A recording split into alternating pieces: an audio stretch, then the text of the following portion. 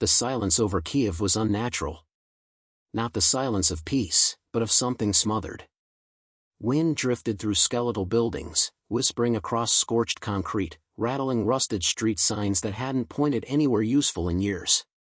Commander Rael Maddox stepped over a collapsed tram rail, his boots crunching glass and bone alike. Dust clung to his armored suit, matte black and scarred from older wars. His breath didn't fog the air, though the temperature read just above freezing. His implants regulated everything now: sweat, pulse, fear. Crows scattered as he reached Independence Square. Half the monument was gone, torn away by orbital fire. A tattered flag of Earth Union fluttered from the twisted rebar. Maddox paused and placed 2 fingers against the base of the statue. Not out of respect, but habit. "Still here," he muttered. 20 years ago, this city died in waves. First from the air, then from the inside. The Combine's nano-plague wasn't a weapon, they called it a correction. A sterilization protocol. Quiet genocide. Only 3% survived the first year. But they were the wrong 3%. The angry ones. The clever ones. The monsters. Maddox's left eye flared with green light as a proximity ping vibrated in his skull. Contact, encrypted. Friendly. "Say it," he said. A voice crackled through his comms, low and rasping. "Beneath the ashes, fire remembers. And waits to burn again." He replied. A concrete manhole lifted 6 inches, then slid to the side. Maddox descended into the underworld. The corridor stank of ozone and rust. Pipes hissed overhead. A tremor ran through the walls, faint but rhythmic. Not tectonic. Mechanical. The chamber opened into a vast underground hangar lit by bioluminescent strips stitched into the walls. A dozen figures moved like shadows, long-limbed, silent, hairless. Human once, but now something beyond it. At the far end stood a woman in an armored coat, staring at a central console. Her skin was ghost pale, veins webbed like circuitry. Her name was Syra Kest. She used to be a biochemist in Geneva. Now she was the last geneticist of Project Revenant. "It's confirmed," she said, not turning. "They picked up the false heat signature. Recon birds are inbound." "How many hours?" Maddox asked. 2. Maybe less. He stepped beside her. On the screen, a map of Eastern Europe glowed red with tagged anomalies. One blinking dot pulsed just north of the Carpathians. That's where they'd buried the transmitter. Just enough energy to mimic a pre-plague geothermal vent. Bait. Syra adjusted the feed, zooming into the Combine's deployment. 4 dropships. 2 predation class. "They're not scouting, they're suppressing." "Perfect," Maddox said. He smiled. It didn't reach his eyes. Footsteps echoed behind them. A 7-foot-tall man emerged from a side tunnel, bald and built like a walking slab of metal. His codename was Golem. He'd been bred for zero-G demolition and hand-to-hand combat in void suits. Now he served a different purpose. "Ready?" Maddox asked. Golem cracked his neck and nodded. "Ready to erase." White appeared next, no sound, no warning. Her form shimmered, a living cloak of adaptive camouflage. Where she walked, shadows seemed to lean in. She said nothing. She never did. Maddox looked over his squad. 4 Revenants. Genetically enhanced, psych-locked, chemically tempered. Not immortal. Just very, very hard to kill. "We stick to the plan," Maddox said. "Let them think it's an energy leak. White, eyes first. Golem and I take the wall. Syra, detonate only if they commit troops on foot." Syra nodded once. "And if they deploy from orbit?" "Then," Maddox said, "we show them what Earth really learned during the silence." He turned to the weapons lockers. Standard rifles were useless against Combine armor. Their loadouts were shaped charges, hypervelocity blades, grav warp pulse weapons. He selected a plasma coil launcher and a monomolecular shard cannon, each made by hands now long dead. Maddox activated his external broadcast. To all Revenant nodes east of longitude 42. Engage blackout protocol. Project Revenant is active. Operation Grave Choir is a go. All over the ruins of Europe, hidden cells stirred. Hearts slowed. Pupils widened. Bones flexed unnaturally as protocols buried deep in the genome awoke. The Combine had once called them feral remnants. That was before they realized remnants could dig in. Evolve. Multiply. Hate. Maddox clipped on his helmet. Time to make the galaxy remember why Earth was a bad idea. He climbed back to the surface. The sky above Kiev had darkened.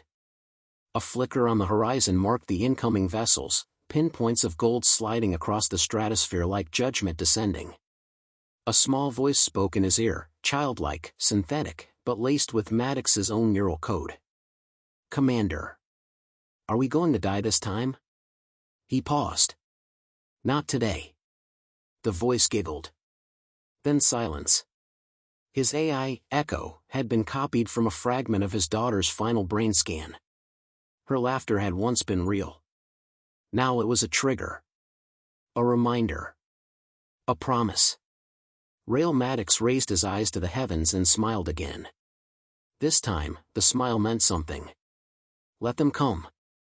The Combine dropships pierced Earth's upper atmosphere like golden nails driven into a coffin lid.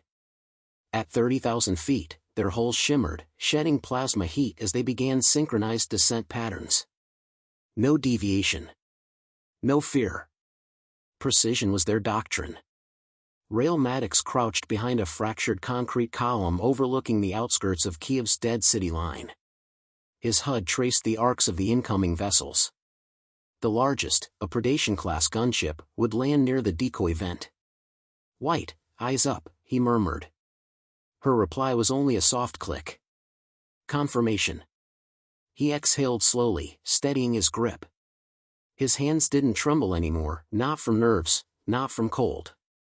That part of him had been modified long ago. What remained wasn't calm. It was control. High above, the first dropship broke formation, thrusters blazing a controlled burn. It descended toward the mock geothermal signature Syra had rigged. The others fanned out, scanning with beams that shimmered faintly in the evening haze. Inside the chamber below, Syra whispered into comms. "They're reading a low-grade plasma core. The bait worked. But they're cautious." "Let them be," Maddox replied. "They think they're hunting insects." The dropship touched down with mechanical grace, its landing gear compressing onto ash-stained earth. A moment later, its underbelly split open, and black-armored infantry deployed. 30 units. Quad-limbed exosuits. Caldrik Elite. White, positioned in a nearby spire, tagged them one by one. Her rifle pulsed once, soundless, and one soldier crumpled. No alarm. Just a drop. A crack in the pattern. "They're triangulating," Syra warned. Too late. A second soldier fell. Then a third. The Combine adjusted, forming concentric defense arcs, unaware their prey was never meant to run. Golem moved next. From beneath a collapsed parking structure, he burst upward in a hail of dust and concrete, slamming into the nearest unit with enough force to tear metal and sinew apart. The second trooper raised his weapon, too slow. Golem's left arm morphed mid-motion, forming a gravpulse cannon that blasted the soldier clean across the clearing. "Two down," Golem grunted. "Where's their bite?" It came in the form of return fire, a cluster of plasma bursts that lit the ruin-strewn battlefield in searing blue. Golem took the hits, kinetic dampeners flaring orange as he absorbed the impact. Maddox was already moving. He sprinted low, silent, weaving through shattered rebar and glass. His shard cannon hummed as he raised it, loosing a burst of jagged metal slivers. 3 soldiers dropped. 2 screamed. 1 twitched, half his face missing. The Combine broke formation. For all their logic, they had a flaw: they weren't ready for chaos. Syra, Maddox barked.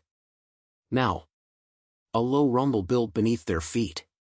The mock geothermal vent exploded, not upward, but downward, revealing a sinkhole lined with reactive ferrogel charges. The weight of the dropship shifted. Gravity seized it. It collapsed into the earth with a mechanical wail, folding inward as fire chased it to the bottom. The shockwave knocked 2 troopers airborne. Maddox grabbed cover as soil and flame rained down. His ears rang, but Echo's voice kept him tethered. Multiple signals still active. 3 platoons inbound. Aerial. Let them descend, Maddox said. White? Perimeter mind, she whispered. 1 minute till outer breach. From high above, more figures dropped, orbital insertion pods, sleek in silver, trailing fire. 6 of them slammed into the battlefield like meteors. As the shells cracked open, what emerged was worse than infantry. Combined biovents. 8 feet tall. Hardened organic armor. Designed for planetary suppression. Golem roared, charging the nearest. They collided with enough force to crater the ground. Maddox advanced to flank, firing twin pulses into a biovent's exposed underarm joint. It staggered, just long enough for White's blade to slide through its skull from behind. She vanished again. Syra, Maddox called, ducking behind a burned-out tram. How many more pods? 5 more inbound. But this wasn't a sweep. This is a probe. Then let's give them a reason to lie about what they found. The biovent golem had tackled Rose again, jaw distended unnaturally, glowing. It discharged a sonic pulse that cracked nearby windows and buckled support beams. Maddox winced, his internal buffers absorbing most of it, but not all. White materialized beside the creature, planted a device against its spine, and disappeared. The detonation was tight, contained, a flash of imploding gravity. The biovent crumpled like paper. Suddenly, all comms channels exploded with interference. Jamming, Syra snapped. They're blocking our signals, trying to blind the field. Echo, internal relay, Maddox said. His vision flickered. Then stabilized. Echo rerouted systems through Coracle Link. Maddox's HUD reassembled, minimal, efficient. We adapt, he growled. That's what they never understood. The last 3 soldiers regrouped near the crumpled gunship. Maddox charged straight in. No hesitation. The first shot missed. The second hit his shoulder, superficial. His shard cannon jammed, so he dropped it, drew his blade, and kept going. He plunged it through the first soldier's chest. Spun. Sliced the second's helmet clean in half. The third screamed something in Caldrik, probably a plea. Maddox silenced him with a shot to the throat. Breathing heavily, he stepped back and scanned the field. Smoke rose in curling columns. The snow, what little there was, had melted into red sludge. Golem stood atop 2 broken biovents, panting, bleeding, grinning. White emerged from the smoke, her cloak flickering. Syra's voice crackled back in. We held. They'll report back failure. But next time, they won't send scouts. They'll send judgment, Maddox said quietly. Are we ready? She asked. He looked around at the carnage. The broken enemy. The ruins of their own world rearmed with rage. No, he said. But we will be. Overhead, the remaining dropships began to rise. Retreating. That was the mistake. Maddox raised his eyes as the first ship vanished into the upper atmosphere. Run, he whispered. Warn them all. He holstered his blade. The wind picked up. Somewhere in the rubble, a forgotten church bell rang once, ghost-like. The monsters had been unleashed. And Earth was just getting started. Aboard the Caldrik flagship Heshtari Prime, orbiting Earth, High Marshal Voro Kinselkith stood motionless.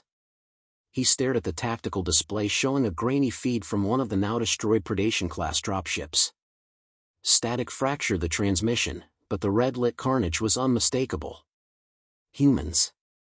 Not fleeing. Not begging. fighting.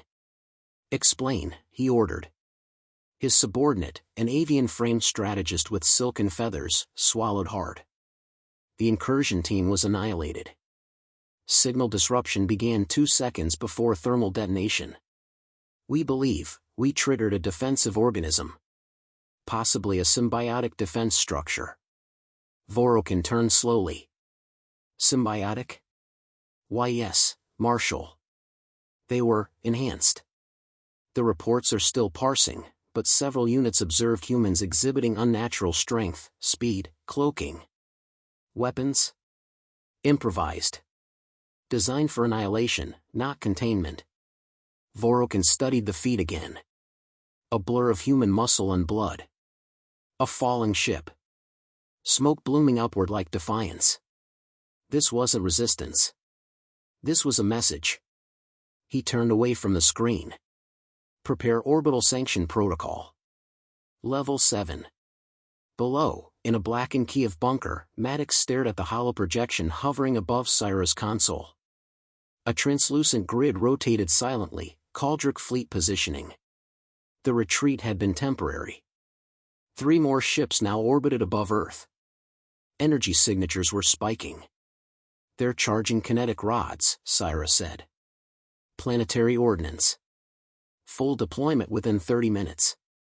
How many rods? Golem asked from across the room, wiping alien blood from his fists.